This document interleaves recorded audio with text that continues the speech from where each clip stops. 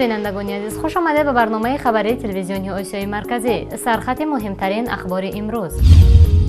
خودروی گازپروم نفت تاجیکستان از شهر ترکش مرگبار در رودکی. رهبر فونون بانک از بازداشت رها شد. ملاقات با نماینده مخصوص دبیر کل سازمان ملل متحد عاید به افغانستان نیکولاس هایسمان. ناراضگی امام علی رحمان از پنهانکاری صاحبکاران. منع حضور منصبداران تاجیک در نمازهای جمعه. تهدید 6 سال زندان دو تبع تاجیکستان با اتهام عبور غیرقانونی مرز. معمار از تاجیکستان را با مواد مخدر در فدراسیون روسیه دستگیر کردند.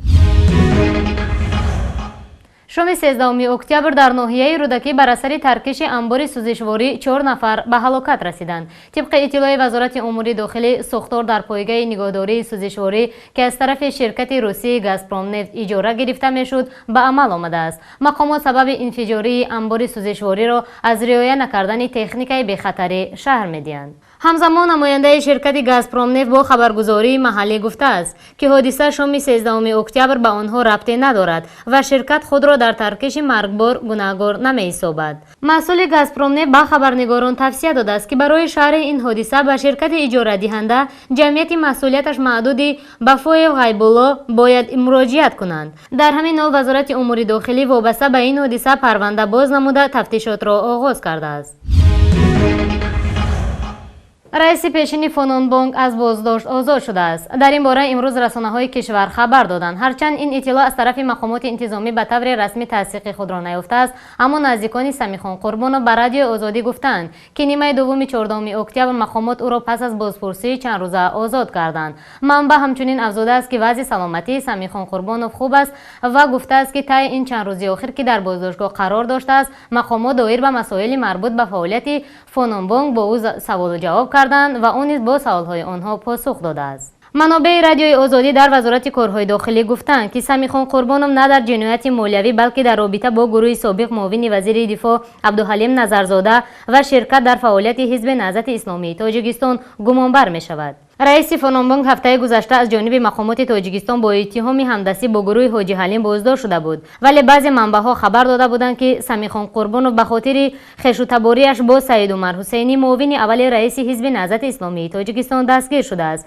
همکنون خزینه‌دار فونون بانک در بازداشتگاه نگهداری می شود و در نظر است که بعد پرسش مفتشان او نیز رها می شود. در همین حال بانک ملی تاجیکستان اول هفته گذشته اعلام کرده بود که به خاطر بهسازی وضع مالیوی فونون بانک در این بانک تجارتی برای 3 ماه رهبریت موقتی را تعیین نمود. سید عمر حسینی معاون اول رئیس حزب ممنوع نهضت اسلام و از نزدیکان سمیخان قربانوف در قطار 23 عضو رهبریت و فعالان حزب نهضت اسلامی تاجیکستان از ماه سپتامبر به این سو در بازداشتگاه به سر میبرد.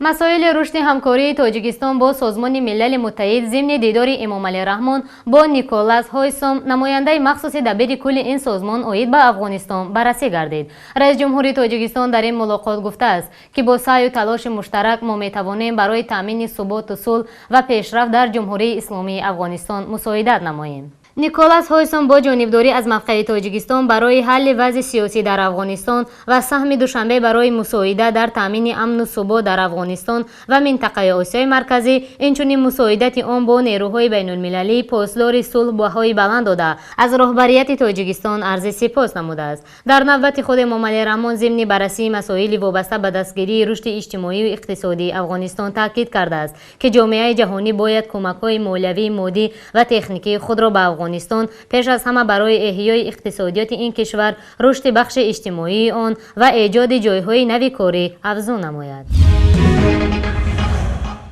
همزمان رئیس جمهوری تاجیکستان ضمن سخنرانی در همایش بین المللی دوشنبه 2015 صاحبکاران وطنی را مورد انتقاد شدید قرار داده است. او در مورد پنهان کردن درآمدهای صاحبکاران از مقامات انداز و گمرک و ضرر چنین کارها به درآمد بودجه دولت را اظهار نگرانی کرده است. امامعلی رحمان ابراز داشته است که صاحبکاران با راه‌های قاچاق وارد نمودن مال و محصولات، رویپوش نمودن اندازها و پرداخت‌های گمرکی، اضافه نویسی حجم کارهای تعمیر و ساختمان از حساب مبلغ‌گذاری‌های بودجتی با مقصد پنهان کردن کمبودی و نارسایی‌های مالیوی درست برا نمودن حساب و کتاب محاسبی دست می‌زنند و حتی بعضی انسان‌ها با راه‌های دادن رشوه می‌خواهند قانون‌شکنی‌های خود را رویپوش نمایند. همزمان رئیس جمهور به صاحبکاران و اهل تجارت برای سهمشان در رشد اقتصادی کشور استوار نمودن ساحه‌های اقتصادی، استقلالیت دولتی، بنیاد کارخانه و مهیا نمودن جایهای کاری خالی، کاهش دادن سطح کمبیزاتی در جمهوری عرض سپاس نموده است. فروم بین المللی صاحبکاری دوشنبه 2015 تحت عنوان سهم صاحبکاری و سرمایه‌گذاری در رشد استوار برگزار گردید. بنا به اطلاع رسمی در همایش بین المللی صاحبکاری در شهر دوشنبه 350 شرکت سرمایه‌گذاری از 35 کشور جهان در مجموع بیش از 2000 نفر اشتراک می‌کنند. در این همایش مسئولین نهادهای دولتی و وکیلان پارلمان تاجیکستان، هیئت‌های کشورهای همشریک، صاحبکاران وطنی و خارجی، نمایندگان شرکت‌های با نفوذ داخلی و خارجی، بانک‌های تجارتی، رهبران سازمان‌های بین‌المللی مالیوی، نمایندگان دیپلماتی و عالمان و کارشناسان ورزیده شرکت دارند. منصبداران دولتی از خواندن نماز جمعه محروم کرده شدند. در این باره برخی از کارمندان دولتی به ازیا پلیس خبر داده اظهار داشتند که قبلا برای به نماز جمعه رفتن آنها هیچ مانعی وجود نداشت، اما طی 2 هفته اخیر بعد عید قربان رهبریت به نماز جمعه رفتن آنها را منع کرده است. آنها ابراز داشتند که رهبریت از آنها طلب کرده است که در وقت کاری آنها باید در اتاقهای کاریشان باشند، نماز را باشد در وقت بیرون از فعالیت کاری و در جایهای طبق قانونگذاری تعیین شده میباید خواند. در این باره به خبرنگارانمان تحلیلگر پرویز ملاجانov ابراز داشت که چنین خبرها زیاد بودند. شاید حکومت از برخی کارمندان ساختارهای قدرتی نو با خبر شد که آنها پیوسته در وقتهای کاری به نماز میروند، از زیرا چنین تصمیم را گرفتند. خالقوف که عین زمان وکیل پارلمان است مثال آورده گفت که وقتی طبیب در بیمارستان هنگام جراحی بیمار را به حال خود گذاشته به نماز میرود یا مرزبان سرحد را ترک کرده به نمازخانه میرود، بیمار و مرز بی‌سویی میمانند. او همچنین تاکید داشته بود که مقررات کودکس مهنتی را رعایت نموده در وقت بیرون از کار میباید نماز خواند، زیرا به گفته او طبق احکام شریعت عبادت وقت و مکان خود را دارد. ابراز داشت خالقوف. دادگاه اسیلکول ولایت امسک 2 شهروند تاجیکستان فردوس سلیمانov و رضا شریپov را در عبور غیرقانونی مرز روسیه متهم کردند. بنا به اطلاع رسانه‌های روسی نسبت این 2 نفر بر اساس ماده 322 قسم 3 کدکس جنایی روسیه عبور غیرقانونی مرز دولت روسیه با مصلحت پیشکی پرونده باز شده. دادگاه اسیلکول ولایت امسک تقدیر آنها را حل خواهد کرد. در صورت اثبات گناه آنها را تا 6 سال زندان انتظار است. بنا به اطلاع منبع این 2 شهروند تاجیکستان که قبلا شرطهای مهاجرت را نقض کردند با راه‌های غیرقانونی به حدود روسیه وارد گردیدند. پروکuratura ولایت امسک خبر داد که 15 ایول سال روان در نقطه نظارتی اسیلکول автодорожный کارمندان FSB آنها را برای قاعده ورانکنی‌های قبلیشان بر حدود روسیه را ندادند. بعد چند روز تاجیکان غیرقانونی سرحد را عبور کرده از سوی مرزبانان بازداشت شدند.